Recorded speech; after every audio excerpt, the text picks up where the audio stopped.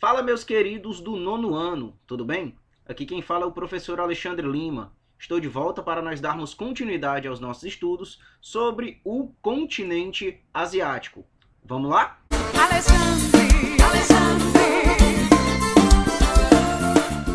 Esses países que estão com um círculo vermelho, como a gente pode observar, são justamente os países que fazem parte da chamada APEC, que é a Cooperação Econômica da Ásia e do Pacífico. Enquanto que aqui, já próximo aqui da região do Oriente Médio, no Oriente Médio também, na verdade, a gente vai ver os países que fazem parte da chamada OPEP, Organismo Internacional, a Organização dos Países Exportadores de Petróleo. Enquanto que aqui em verde, a gente vai ver justamente a Associação das Nações do Sudeste Asiático. A gente vai ver aqui, grande parte aqui realmente de fato no Sudeste Asiático.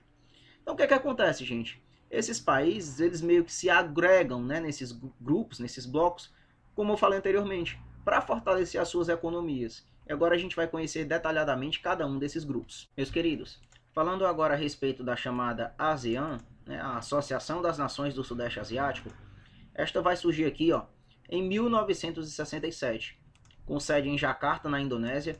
Essa associação vai contar com 10 países membros, Indonésia, Malásia, Filipinas, Singapura e Tailândia, os fundadores em 1967.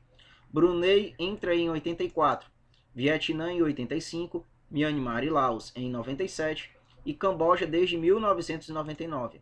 Papua Nova Guiné e Timor-Leste participam como membros observadores, aqui que pretendem em algum momento se filiar de fato, mas para isso esperam os trâmites. A ASEAN é uma área de livre comércio, além de coordenar programas de cooperação entre os países membros nas áreas de agricultura, indústria, energia, transporte, comunicação, segurança, tecnologia, educação, turismo e cultura. Nos últimos anos, as relações comerciais entre a ASEAN, a China e o Japão têm aumentado significativamente. Ou seja, a partir do momento que eu tenho esses países com uma economia relativamente pequena, quando comparamos, por exemplo, a China e ao Japão, quando estes se associam, eles vão se fortalecendo entre si. Até o momento, como a gente bem percebeu aqui, que eles conseguem chamar ali a atenção da China e do Japão e falam assim, pô China, Japão, tô aqui, viu? Tamo aqui, na verdade, qualquer coisa, chega aí, vamos ver aqui as ideias que a gente tem, vamos comercializar. Ou seja, a partir do momento que eles sustentam uma relação mais consolidada, consequentemente outros países com economias mais fortes vão tentar se aproximar destes, justamente em virtude também de formar ali um organismo de cooperação mútua, fortalecendo a economia, o comércio, entre outros pontos. Agora falando da chamada APEC, que é a Cooperação Econômica da Ásia e do Pacífico. Como assim, professor? APEC era para ser CEAP, não era não? Não, gente, porque é o seguinte, a sigla parte justamente da língua inglesa, do idioma inglês. Mas quando eu falo para vocês a respeito justamente do nome do bloco, estou fazendo uma tradução direta para a nossa realidade, para o nosso idioma, tudo bem? Então o que acontece? Essa APEC é um bloco econômico fundado em 1989, reunindo países da América, da Ásia e da Oceania. O que eles têm em comum? São banhados pelo Oceano Pacífico. Com sede em Singapura, é constituído por 21 países membros: Austrália, Brunei, Canadá, Chile, China, Hong Kong, Indonésia, Japão, Coreia do Sul, Malásia, México, Nova Zelândia, Papua Nova Guiné, Peru, Filipinas, Rússia, Singapura, Taiwan, Tailândia, Estados Unidos e Vietnã. Qual é o objetivo deles?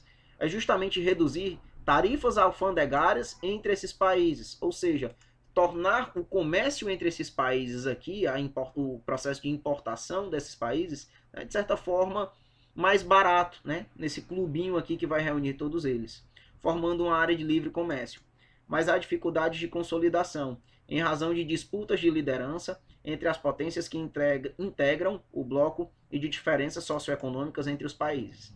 Quais são essas potências, professor, que tentam justamente pegar essa liderança? Começa com essa daqui, Estados Unidos, justamente seguido da Rússia, O Japão ali também vai estar observando com um pouquinho mais de atenção, querendo um pouco mais de comando, digamos assim, e também a China, Tudo bem? Agora falando da OPEP, vixe, parceiro, esse aqui toca o terror para cima dos Estados Unidos. Estados Unidos se pela de medo desse daqui.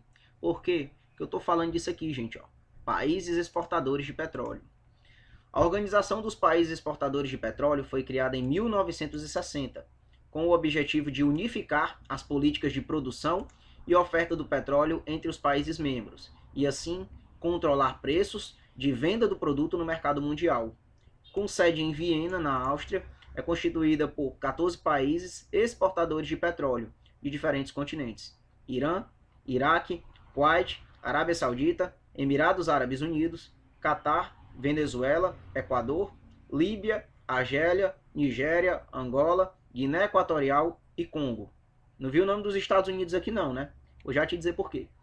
Mais de 80% das reservas mundiais comprovadas de petróleo estão situadas nos territórios dos países membros da OPEP, e 65% delas estão localizadas no Oriente Médio. Quando eu falei a respeito dos Estados Unidos se preocupar muito com este órgão, gente, é pelo seguinte fato. O que é que acontecia antes da criação da OPEP? Alguns países, né, não chegavam a acordos de valores em comum. Por exemplo, eu sou os Estados Unidos, eu quero comprar de repente o petróleo aqui da Arábia Saudita. A Arábia Saudita pode me vender um barril aí a $80. Só que aí o Equador, né, escuta a conversa. Ei, vem cá, ele te vende a 80, eu vendo aqui a 70. Aí vem aqui o Congo, não, pega com ele não, pega aqui comigo de 50. Aí os caras pararam para pensar o seguinte, se a gente se unisse, cartelizasse o preço, né, ninguém iria sair perdendo. Então o que é que acontece? A partir do momento que eu tenho a consolidação da OPEP, eu tenho esses países, de certa forma, detendo o controle do valor do petróleo no mercado mundial, justamente em virtude deles, né, serem basicamente os maiores produtores de petróleo do planeta, né, maiores exportadores de petróleo do planeta. Ou seja, aqueles países que têm uma economia que fica, de certa forma, refém, né, de comprar petróleo, de precisar do petróleo, de certa forma, acaba se preocupando com as decisões tomadas por parte dessa associação.